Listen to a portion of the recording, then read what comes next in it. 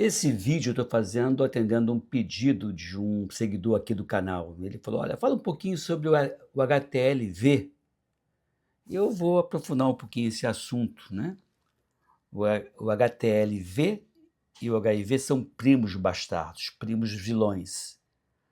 O HTLV, o primeiro, hoje tem 4 descritos, né, o primeiro foi descrito em 1980, e quando o HIV foi descrito, em 81, se achou até que pudesse ser algum outro tipo de HTLV, tanto é que ele recebeu aí como se fosse o HTLV4, depois viu que não, depois se descreveu um outro HTLV, então hoje nós temos 4 tipos diferentes de HTLV e 2 tipos diferentes de HIV. O que tem de semelhante entre os dois é que são retrovírus, que são infecções que se transmitem pela atividade sexual sem proteção, também por sangue e hemoderivados. No Brasil, tem cerca aí de 2,5 vezes mais pacientes infectados com HTLV do que com HIV.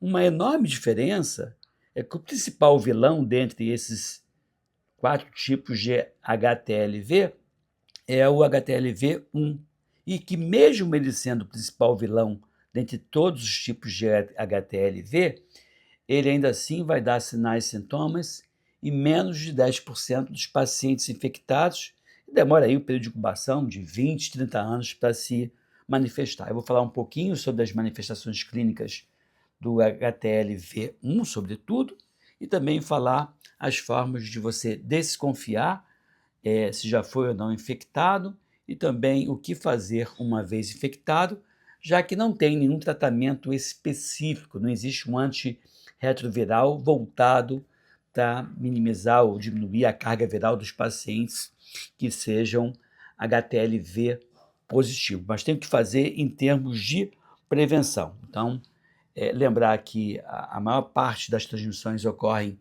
ou por sangue infectado ou é, por leite materno, ou na mãe, leite materno de uma mãe infectada para o seu filho, ou durante a gravidez, isso pode ocorrer. E aí a gente pode ocorrer essa transmissão. Então, esses dois vírus são, entre aspas, farinha do mesmo saco.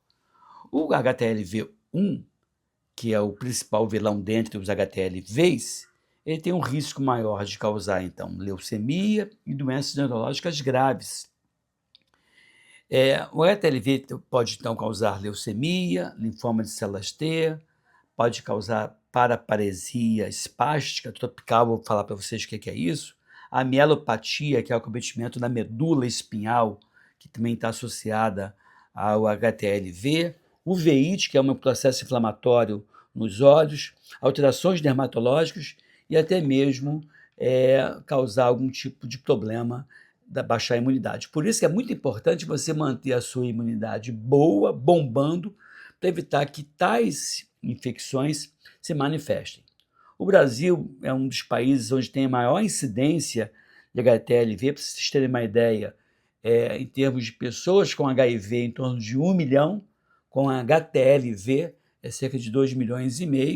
Outros países como Japão, Caribe, África Central, o Oriente Médio, Índia, China, Guiné, Austrália tem aí uma prevalência alta. Na Austrália, em algumas regiões, chega a acometer 14% daquela população daquela região. O nome HTLV, esse H é de human, de humano, T de células T, L de linfotrópico e V de vírus. Então, é um vírus linfotrópico humano que essa atração pelos linfócitos acaba combinando com ou o surgimento do linfoma ou o surgimento de uma leucemia. É sim uma DST, doença sexualmente transmissível, ou uma IST, uma infecção sexualmente transmissível, cujo período de incubação pode demorar de 10 a 40 anos, ou às vezes nem se manifestar, né?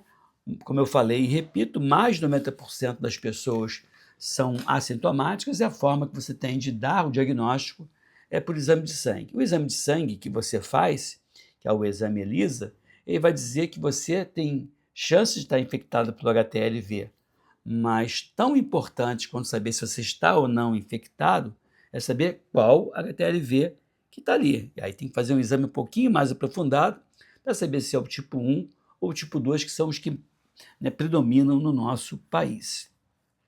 Então, no caso do paciente desenvolver, depois de 30, 40 anos, essas manifestações clínicas, como, por exemplo, essa mielopatia, que é 3 vezes mais comum em mulheres do que em homens, e principalmente em mulheres com mais de 40 anos de idade, né? Então, a manifestação clínica dessa mielopatia é fraqueza muscular dos membros das pernas, dos membros inferiores, espasmos musculares, às vezes incontinência urinária, às vezes também dor lombar.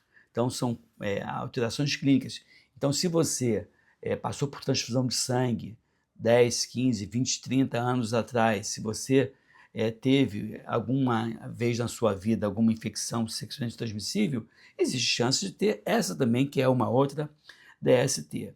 Principalmente mulheres ou pessoas que recebem o sêmen masculino, né? Se você é homem, teve relação sexual com outro homem sem a devida proteção, essa pessoa que recebeu o sêmen teria risco maior do que aquela pessoa que penetrou. Então, é muito mais o receptivo do que o ativo, as vítimas em tais situações. Quando acomete, quando causa esse acometimento, essa leucemia de células T, é uma doença de maior gravidade, que não responde bem à quimioterapia e que pode ocorrer aí em cerca de 5% das pessoas infectadas com HTLV1. Então, o diagnóstico para saber se você está ou não infectado é o exame de sangue, e que pode ser confirmado com outros métodos, né? A gente sabe que é uma infecção quase sempre assintomática e que a gente pode fazer alguma coisa para que você melhore ainda mais a sua imunidade. Então, em termos de prevenção, não tem ainda nenhum tipo de vacina, e a prevenção se dá da mesma forma que você evita outras infecções sexualmente transmissíveis. Então, o uso de camisinha, se proteger, não compartilhar, por exemplo, seringas e agulhas. O sangue e hemoderivados têm que ser testados para esse tipo de vírus. E manter, sobretudo, o que a gente chama de medicina do estilo de vida, que eu sempre me bato aqui. Dormir bem, comer bem, atividade física, gerenciar estresse, bons relacionamentos, não abusar de drogas lícitas ou não, e a saúde oral, e manter a imunidade bombando. De que forma?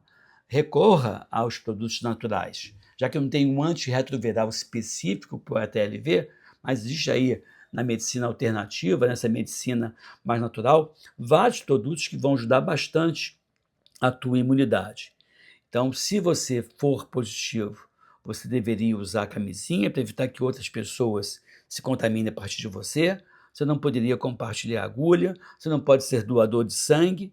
E no caso também de uma mulher positiva, ela também não poderia dar de mamar para o seu filho, já que esse vírus pode passar pelo leite materno in natura. Esse vírus não se transmite pelo abraço, não se transmite pelo aperto de mão, não se transmite pelo beijo, nem se transmite por compartilhar copos. Então não tem esse tipo de preconceito, de temor, que seria bobagem, pelo menos no que diz respeito ao que a literatura aborda acerca disso. A transmissão continua sendo sangue, hemoderivados e secreções, tipo secreção que você tem no momento da atividade sexual. E aí, gostou? Dê o seu like, por favor, compartilhe esse vídeo, né? Entenda que a infecção pelo HTLV é muito mais frequente do que o HIV. E aquele caso, né? As pessoas que têm HIV podem ter HTLV, ninguém está impedido de ter duas doenças ao mesmo tempo.